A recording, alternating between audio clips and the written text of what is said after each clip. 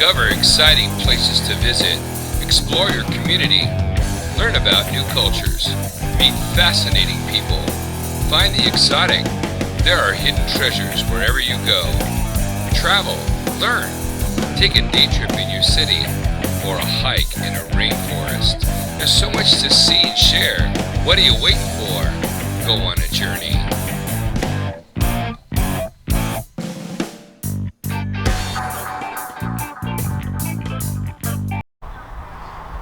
Welcome to On a Journey. I'm Paul Prado. Make sure to check out each video that goes with our podcast on our YouTube channel, Paul Prado Photography On a Journey. Today's the premiere of On a Journey, and for our first episode, we are going to talk about this little river called the Zanja or the Zanja. It has so many different names that it's been changed and mispronounced over the last some 200 years. It's man-made, and they think the Indians may have helped in the construction of it. They probably did the bulk of it. And we're going to talk to Shirley Leonard, the executive director of the Redlands Conservancy. She's going to take us to where the Zanja, the original piece of it is, and then we're going to go to Sylvan Park in Redlands, California, where the city manager at that time made it, beautified it, gave it river rocks and chunks of rocks, cemented it together, and made it look more ornate. So come with us on a journey through Redlands, and we hope you're with us on all the journeys that we take. Hi, welcome to On a Journey. This is Paul Prado, and we are here today with Shirley Leonard, the executive director for the Redlands Conservancy. Good. And we're going to talk about the Zanja, this nice rivulet that runs through our great city. The Zanja, as you suggested, has a couple of different names. Zanja just means ditch in Spanish. It's not the only word that means ditch. And it was built, this particular one was built in 1819. So that's 198 years ago. And it was built in order to take water to a village that was along the, right around where Santa Mateo Canyon connects with Santa Ana River, and right about where today's Loma Linda is. Oh. And there's a shorter route, which would be from the Santa Ana River itself over to the village, but that would have made the water go uphill. Can't do that. So they engineered it to take the water from upstream here near Mill Creek. Okay. Well, it was from Mill Creek, okay. Right around where Bryant and the 38 connect up there, and okay. Going up the back of the mountains. And the idea was to get water from there to this village site, and they engineered it so that they constructed a cobble like dam, which diverted the water over to the base of the Crafton Hills. Okay. And then they let it flow. They didn't do any ditch digging at that point. They just let it flow. And then when they needed to move it to another area, they did some ditch digging. And then like they would, this was dug in this little reach that we're looking at here. And when it got to where the University of Redlands is now, there's a natural formation there called a hogback. Okay. It's kind of a moundy thing, right. A long mound, and so they just let the water flow there. They didn't dig any ditches. When they built it, and it took one summer to build it, so they were not digging 3 feet deep for 12 miles. They did a lot of this engineering to get it to go where they wanted it to go with the minimum amount of work. But they had it dug in so that they were raising crops the following spring off of the water. At the time, the pieces that they dug were maybe a foot and a half deep at the most. So what we see here today is a significantly eroded piece of it, and most of it is like that. You won't find any of it that's still real shallow like it was. We have some really good pictures showing the Zanja at the time, and Redlanders began to call it the Zanja, and there's a lot. Nobody really knows why. There is in New Mexico, there are a set of ditches, irrigation ditches that are called esanquia. Okay. And it may be that's where the word Zanja or the term Zanja came from. although the people that tended the ditch were called zanjeros. Zanjero, right. Yeah. And so, which implies that they generally would use the term Zanja for So they this thing. tended to the waterway and cleared debris. Exactly. And just So, like, maintained the flow of the water. That's right. Every time there was a big storm, they had to come out and repair pieces of it. And then as So people... precursor to Caltrans. Yeah, well, Caltrans doesn't come out and repair, did they? So in somewhere around the 1850s, when the Mormons bought the land, most of this land around here from the Lugos, who got that as a Spanish land grant. And then the Mormons started selling off pieces of it, and as more Anglos came in the area and started to farm, they wanted to use some of the water from the Sankey, obviously.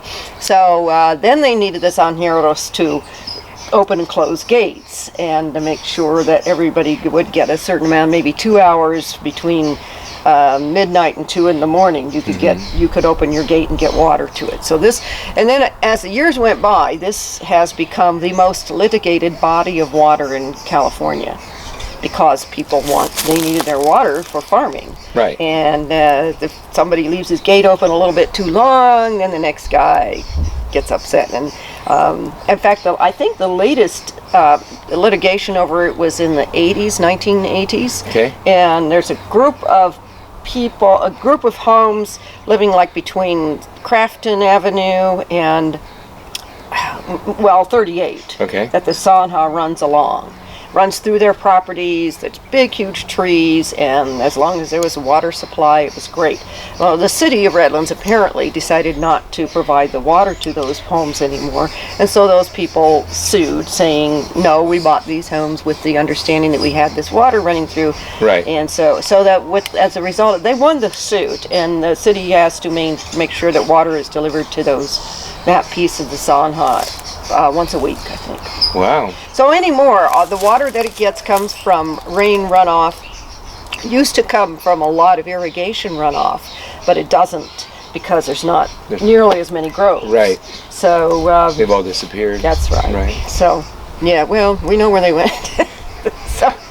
So the water that comes now, like the water we just had on Friday the 13th, those huge storms that slammed us, those 3 storms, where does the water end up going? So it stays in the channel until right around at Hatfield Buick downtown.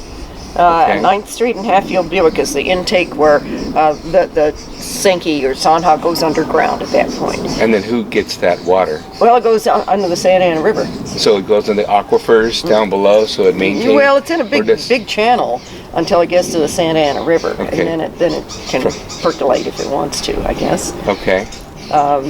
So the original Zanja went along where Redlands Boulevard is now. In fact, the original name of that when Redlands was formed was Water Street, because that's where the water ran. Okay. And then it became Central, and then eventually Redlands Boulevard and Highway 99 and so now, forth. does the Sankey run by that park? There's a bridge, I guess, some sort of a... No, that was built in the 1930s, and that's actually the Mission Zanja. Okay. It was built by the Works Progress Administration, strictly as flood control. This was not built as a flood control channel. This was for irrigation.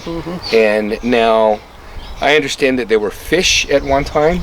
Yes, this 2-foot ditch. Our local historian, Tom Ashley, tells a story that the city at some point, I'm going to say the 1890s maybe, had an ordinance that limited the amount of fish you could take once a day from the creek, and that was 100 fish a day per person could take. So it's all coming from the mountains. You know, yeah. Do you know what kind of fish? Or? I don't know fish.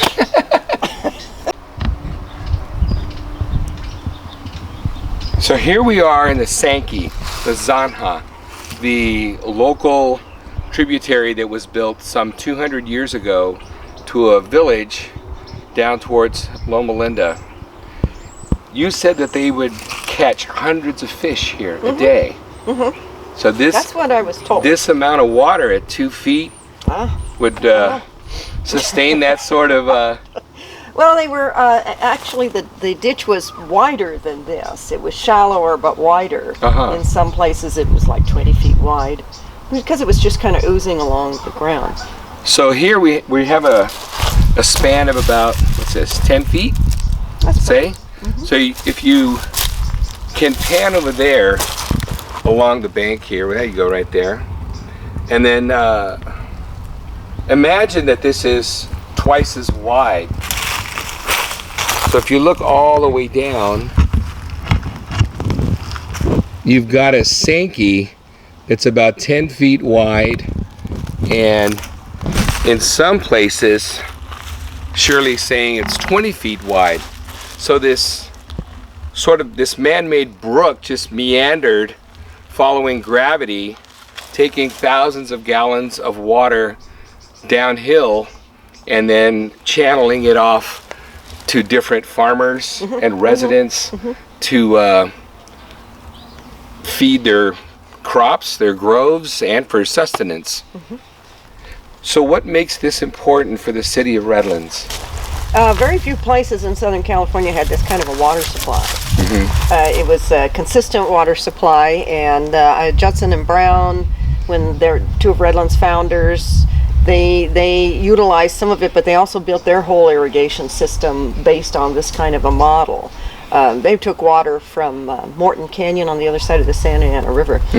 But it was the availability of water that attracted people to Redlands so that they could grow crops, and especially when they started to do the citrus groves, which need a lot of water, but were very lucrative. Apparently, were just made a lot of rich people. That's what made the Inland Empire the Inland Empire, was the citrus industry. Yes. So all this water, just naturally flowing water that was channeled by a man-made ditch, brought this huge empire of citrus growers. Yes, really. And so now we see that they're just being parceled out for development. What do you think the future is for the Sankey? Well, I pretty much know what the future is. Sankey has been covered up. The western half of the Sankey has been covered up since mid-'80s at least, if not before. So someone got the rights? Well, actually the city bought up all the water rights gradually over maybe 100 years. And then we know where the Sankey was, and there's been some archaeology over in Loma Linda which uncovered it where it was, but they're not going to excavate. The west-eastern reach of the Sankey, which goes from 9th Street in downtown Redlands all the way out to the intake on Highway 38. Up to 38. Almost. And that piece, we're trying to create a natural surface trail along or near the Sankey, all of the Sankey. So do they consider this like a riparian area? Oh, definitely. Since you have the waterway. It is governed by the California Department of Fish and Wildlife, the U.S. Fish and Wildlife Service, Army Corps of Engineer. I don't think BLM has any jurisdiction, but those three agencies are, and the Inland Empire Resource Conservation District. So yes, this is considered a riparian. So it's like a historic riparian habitat that needs to be maintained for well, and by our funder for the Zanja Trail and Greenway Park, which we're creating, he's bought up a lot of the property that includes the Zanja, at least in the county. Okay. And actually in the city he's bought up some of it too. So we hope to be able to celebrate it in 2 more years, because that'll be the 200th anniversary, with at least some of the Zanja Trail and Greenway created. So now I see that it's like silt, sand, gravel. The embankment is covered with debris and other foliage to let it decompose. You said the erosion has made this wider. And deeper. And deeper. This looks more like the natural state of the original Zanja or Sankey. You go to the University of Redlands off of Sylvan Park, and you see river-rocked bridges, cobblestones, and chunks of rock that have been cemented together to make it a more ornate or attractive style of design. So can you tell me about that? Sylvan Park, I'm thinking, was built in the 1930s, I think. Somebody needs to probably confirm Well, that. But and again, Works Progress Administration. I was told that the reason Redlands has so many cobble walls and stone walls, all done by the Works Progress Administration, was because the district supervisor lived in Redlands, and so he made sure that Redlands got a lot of stuff. So you got beautified. Yeah, All right. beautified. It's a And beautiful city. they actually, I think, rerouted the Zanja through Sylvan Park a little bit just to make it to accommodate it to go where they needed it to go for the park, and the bridges were built as part of that beautification. And the Zanja itself is not in. It's more or less its original alignment, but like we may not be standing on the original where it was originally. Okay. I would say Well, it's pretty 200, close. 200 years. Yeah, I'd say it's pretty close because the oak trees are huge, and Right. they're not going to get moved too Right. much. You can just tell by the vegetation. Right, pretty much, yeah. So it through Sylvan, it's really quite pretty, but it's not what they originally looked like. I don't know Okay. that matters. Well, it's just an interesting point to show perspective. I think when we build our Zanja Trail and Greenway, which will take people through Sylvan, it'll take them along the flood control channel, it'll take them through the university, it'll take them out here, and people will get to see a diversity of the way that the Zanja has looked historically over the many decades. Okay. Because over there it's about 8 feet deep. Yeah. And then it was running at capacity Was and it? overflowing. I've got great video of Oh, that. good. And somebody was even trying to surf down Oh, it. great. And that's just. And then where does that water go? Do you know? It goes into that intake there at 9th Street, Okay. and then which takes it out and to the Santa Ana River. So is the Conservancy also concerned about picking up the water and saving the water for drought That's purposes? beyond our scope. Okay. Okay. I was just curious because it is a waterway, and I just didn't know if the millions of gallons that flowed through there 3 weeks ago. Well, we proposed between, I think it would be Lincoln, this is in the city limits now, we're out in the county right now, but between Lincoln and Grove, we're proposing a series of catch basins along or near the path that will slow the water down, let it overflow the Zanja as it goes along Sylvan Boulevard, and slow it down and let it percolate, and slow it down and let it percolate. I think the university has a piece that's planned for a swale also. Because we were down there doing some filming, and there's just a piece of railroad track that's Yeah. suspended. Now, is that part of the flow of the Sankey, or is that Yeah, that's where the Sankey comes in. Well, actually, there's a channel, flood control channel from Mentone. Okay, That's on the north side of the creek, okay, and that sends a lot, and together they join, and that's why you have so much right. overflow. The people that gave Redlands Conservancy this land here, this half acre, she was a descendant of Charles Payne, who started this ranch in 1860s. And she said in all of the decades, the century and decades that the Payne family lived here, and they lived, I mean, the house is right next to the creek. It never overflowed the creek. It never overflowed the channel.